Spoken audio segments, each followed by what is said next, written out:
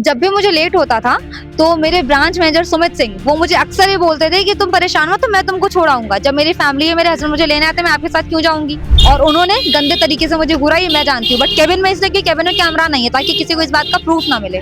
मैं इनके लिए मानहानि का दावा करनी चाहूंगी। इन्होंने मेरे हस्बैंड को पूरे एम्प्लॉइज के सामने, सबके सामने वहां पर बेइज्जत किया, उनके ऊपर जान लेने की धमकी दी। आस्था मैडम वहां पर निकल करके आई, ये बोल रही है उंगली दिखा करके, वहां पर वो बोल रही है नंद भाभी का रिश्ता अपने घर में रखो। मैं ठाकुर हूँ समझ लेना। आस्था सिंह का 42 सेकंड का ये वीडियो सोशल मीडिया पर ट्रेंड होता है, जिसके बाद आस्था सिंह को समर्थन भी मिलता है, कुछ लोग विरोध भी करते हैं। आस्था सिंह जो HDFC बैंक की कर्मचारी हैं, उनका जिनसे विवाद हुआ था, विवाद का कारण क्या था और ये विवाद यहाँ तक क्यों पहुंचा जिसमें उनको जातिवाद शब्द का इस्तेमाल करना पड़ गया। हमारे साथ बात करने के लिए मौजूद हैं उनके सहकर्मी। क्या नाम है आपका? मेरा नाम ऋतु है। ऋतु, पूरा क्या नाम लिखती हैं आप? ऋतु त्रिपाठी लिखती हूँ अपना नाम। क्या विवाद हुआ था ऋतु? सर उस दिन जो विवाद हुआ था, मैं रिजाइन देने के लिए गई थी। मैं सुबह वहां पर मेरी नंद के साथ में गई थी, वॉशरूम गई वो, तो इनका वॉशरूम इन्होंने डोर लॉक नहीं किया था आस्था ने। उस बात को लेकर के इन्होंने मेरी नंद ने ये बोला वहां पर केवल कि बहन लॉक कर लेती आप। इस बात को लेकर के उनको गुस्सा आ गया, वो आक्रोश में आ गई कि मैं बहन जी टाइप नहीं हूँ, मुझे मैम बोलो और ऐसे वाला ये सब चीजें उंगली दिखा करके वहां पर वो बोलने लगी नंद भाभी का रिश्ता अपने घर में रखो। इस टॉपिक को लेकर के ये पूरा दिन इन्होंने मेरे नंद को टॉन्ट भी किया कि ऐसे लोग कैसे आ जाते हैं यहाँ पर, ब्रांच में ऐसे लोग नहीं बैठने चाहिए, मैं अपने लेवल के लोगों से बात करती हूँ। प्लस शाम को जब मुझे काफी देर होने लगी, 3:30 से 4 बजे के बीच की बात है, तो मैंने अपने हस्बैंड को कॉल करके बुलाया। जब वो आए वहां पर, उन्होंने मेरी बहन से पूछा कि क्या बात हुई थी यहाँ पर। उसके बाद वहां के एक एम्प्लॉय है शिवम जी, उनसे पूछा कि क्या बात हुई थी भाई, क्या बात हो गई। तो आस्था मैडम वहां पर निकल करके आई, ये बोल रही है कि मैंने बोला था बता तू मेरा क्या कर लेगा। किसी भी अकाउंट होल्डर से क्या हम इस तरीके से बात कर सकते हैं? बिल्कुल गलत है, मेरे हिसाब से तो ये बिल्कुल भी गलत है। अकाउंट होल्डर कौन, आप हैं या उन्होंने बताया कि हमारी वो सहकर्मी हमारी जूनियर है? मैं इस बैंक में 8 जून 2021 से काम कर रही हूँ। आशा मैडम की ज्वाइनिंग अभी 15 दिसंबर 2025 को हुई है, ये ऑन रिकॉर्ड्स भी है।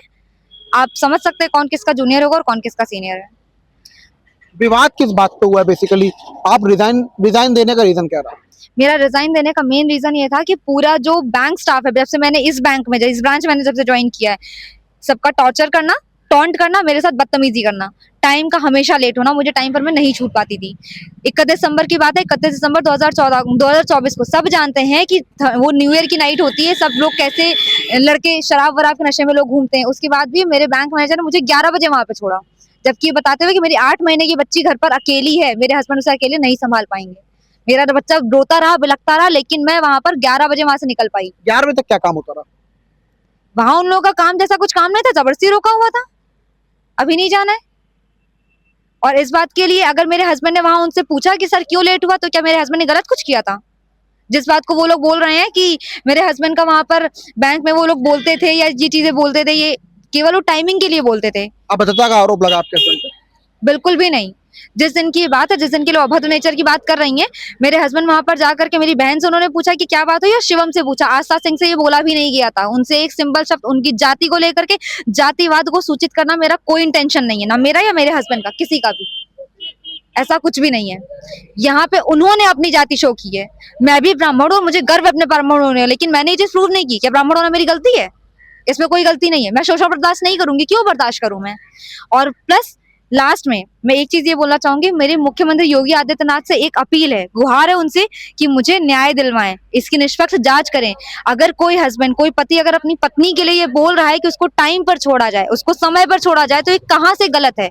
ये सवाल मेरा आपसे भी है, कृपया मुझे इसका जवाब दें, मुझे सही से न्याय दिलवाएं। सोशल की आपने बात कही, सोशल का शब्द यहाँ पर क्यों इस्तेमाल किया, रीजन क्या था? जब भी मुझे लेट होता था तो मेरे ब्रांच मैनेजर सुमित सिंह वो मुझे अक्सर ये बोलते थे कि तुम परेशान हो तो मैं तुमको छोड़ाऊंगा, जब मेरी फैमिली है, मेरे हस्बैंड मुझे लेने आते हैं, मैं आपके साथ क्यों जाऊंगी। बट उन्होंने अक्सर मुझे ये चीज बोला, कैबिन में बुला करके उनको जो आई कांटेक्ट होता है ना, वो किस तरीके से घूरते थे। एक लड़की ये बात समझती है, कोई भी औरत समझती है ये बात, और उन्होंने गंदे तरीके से मुझे घूरा, ये मैं जानती हूँ, बट केबिन में इसलिए कि केबिन में कैमरा नहीं है ताकि किसी को इस बात का प्रूफ ना मिले। तो मुझे चीजें बिल्कुल ही बर्दाश्त नहीं थी। और जो आस्था मैडम ने गाली गलौज वाली बात की है, ये सब क्लस्टर हेड दीपक अग्रवाल के सामने हुआ है। उसके बाद भी उन्होंने अपने एम्प्लॉय को कहीं पर भी नहीं रोका, ये पूरे वीडियो में और सीसीटीवी फुटेज में भी रिकॉर्डेड है। उन्होंने उसको एक बार भी ये नहीं रोका कि तुम गलत बोल रही हो। उन्होंने मुझे लास्ट में धमकी दी कि मैडम यही स्टाफ आगे आपका काम आएगा, जो स्टाफ मेरे बैंक में रहते काम नहीं आए, बैंक के बाहर कहाँ से काम आएगा वो, और मुझे ऐसे स्टाफ का साथ भी बिल्कुल नहीं चाहिए। सोशल की आपने बात की, सोशल कौन करता है? ब्रांच मैनेजर करते थे। और दूसरा विवाद ब्रांच मैनेजर की वजह से आपने अगर इस्तीफा दिया था वहां पर, तो आस्था से झगड़ा किस बात पे हो गया? आस्था इतना क्यों इन्वॉल्व हो गई? अब आस्था मैडम इस बारे में क्यों इतना इन्वॉल्व है, ये तो आस्था मैडम, बीएम सुमित सर और क्लस्टर हेड दीपक अग्रवाल जानते होंगे। ये इन तीनों लोगों के बीच की बात है भाई, ये लोग साथ में घूमते फिरते हैं, मुझे नहीं पता इस बारे में। और रही बात इसकी कि बीएम मुझे अक्सर टॉन्ट करते थे, मेरा रिजाइन देने का रीजन ये था। और आस्था मैडम जब से आई थी, ये उस दिन से मुझे टॉन्ट करना, पिंच करना कि जैसे वो साथ में आ जा रही है मैं भी आऊं जाऊं। मैं नहीं कर सकती वो सब, वो आपका काम है, आप करो, चलो ठीक है, आपको वो सही लगता है। मेरे संस्कार, मुझे मेरा परिवार मुझे गवाही नहीं देता, मेरा परिवेश ऐसा नहीं है, मैं नहीं कर सकती ऐसे। तो उनको लगता था, उन्हें ये चीजें सही नहीं लगी, इसलिए उन्होंने ये बात और इतना बढ़ा करके किया। जो बातें बहुत कम में सिमट सकती थी अंदर, आपको बैंक के अंदर गाली देने का अलाउ, इसकी अनुमति कोई नहीं देता, ना बैंकिंग रूल, ना आपके सीनियर, और शायद ना आपके पेरेंट्स, कोई भी। अगला कदम आपका क्या होगा? और एक महत्वपूर्ण सवाल, 1 महीने बाद ये वीडियो वायरल हुआ और 1 महीने बाद ये खबर चलना, मेन चीज, जो घटना हुई थी 6 जनवरी को, इसके साक्ष्य वहां पर पूरे सीसीटीवी फुटेज थे। इसके साक्ष्य हमारे क्लस्टर हेड दीपक अग्रवाल जी थे, जो खुद 14 ब्रांचेस देखते हैं। उनके अंडर में इतना बड़ा कांड हो गया, इतनी बड़ी चीजें हो गई, फिर भी इसके अगेंस्ट कोई कार्रवाई नहीं हुई। ये, हाँ, मैं ये मान, जो मेरी गलती थी, जो मैंने इंतजार किया बैंक पर भरोसा करके कि बैंक इस बारे में कार्रवाई करेगा, लेकिन उसने कोई कार्रवाई नहीं की, तब मैंने इसके अगेंस्ट ये एक्शन लिया। वरना मुझे ये करने की जरूरत नहीं थी। मुझे लगा भाई, जिस बैंक में एक चूहा रेंगने की भी खबर मेरे तक आ जाती है, एएनजी कमांड तक इसके सारे रूल्स और रेगुलेशंस की सारी खबर जाती है, क्या वहां पर इतना बड़ा बात हो जाएगी, वहां पर किसी को खबर तक नहीं लगेगी? लेकिन नहीं लगी, पूरी बात अंदर ही अंदर दबा ली गई। अगला कदम क्या होगा? मैं इनके लिए मानहानि का दावा करनी चाहूंगी। इन्होंने मेरे हस्बैंड को पूरे एम्प्लॉइज के सामने, सबके सामने वहां पर बेइज्जत किया, उनके ऊपर जान लेने की धमकी दी, लैपटॉप फेंक करके मारने की कोशिश की, जो सरासर गलत है। कोई भी वाइफ बर्दाश्त नहीं करेगी। अगर आस्था के सामने उनके हस्बैंड के साथ ये हो जहां वो गलत ना हो, तो उनका क्या जवाब होगा, वो क्या जवाब देंगे? अभद्रता का आरोप लगा दिया है ना? तो अभद्रता की किसने? आप निकलवाओ सीसीटीवी फुटेज, दिखाओ अभद्रता की किसने है। मेरे हस्बैंड ने उनसे डायरेक्ट बात नहीं की, उनके कास्ट को लेकर के कोई बात नहीं की, उनके नाम को लेकर के कोई बात नहीं की। हाँ, जब उन्होंने ये बोला है ना, जो गाली वाला वर्ड था, मैं वो वर्ड यूजुअली यूज नहीं कर सकती, मैं नहीं बोलूंगी। जब उन्होंने ये वर्ड बोला है, तो इन्होंने ये जरूर बोला है, भाई ऐठन देखिए तुमने इसकी, ये शब्द थी, क्या ये अभद्रता है? अगर इसे अभद्रता कहते हैं, तो भाई जो ये मैडम कर रही है, तो उसके लिए तो भाई प्रणाम है मेरा।